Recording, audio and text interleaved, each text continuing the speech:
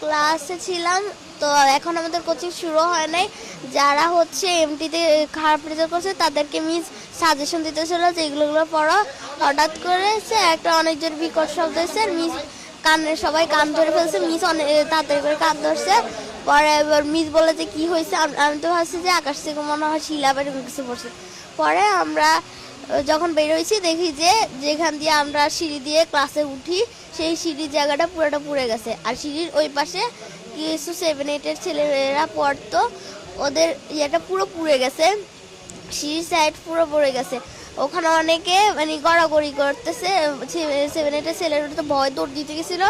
আগুনের পরে অনেকে গা লাল হয়ে গেছে, অনেকের খুব জামা কাপড় পুড়ে গেছে। তারা মাটিতে শুয়ে শুয়ে গড়াগড়ি করতেছে। আমাদের লর্ড মিস বলতেছে যে তো আমরা সিঁড়ির দিকে দৌড় দিতে। আমরা ভাবছি যে মিস যেটা বলছে এটাই ঠিক। আমরা সিঁড়ির দিকে দৌড় দিছি। মিস বলছে আগুন নিভে গেছে, ধোঁয়া উঠতেছে।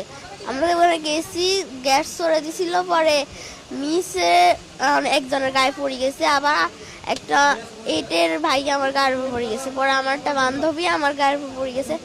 আমি অনেক কষ্ট ওখান থেকে উঠে আসছি। আর পরে বারান্দার যে গ্রিল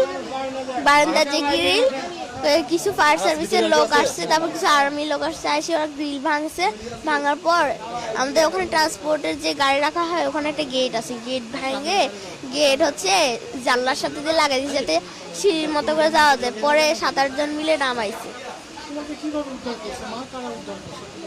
কিছু আর্মি লোক মানে চারপাশে ছিল, আমাকে আস্তে আস্তে আস্তে করে নামাইছে। পরে যখন নামছি আমাকে দ্রুত করে নিয়ে কোলে করে নিয়ে গেছে। পরে রিক্সায় করে লুবানায় নিয়ে আসছে।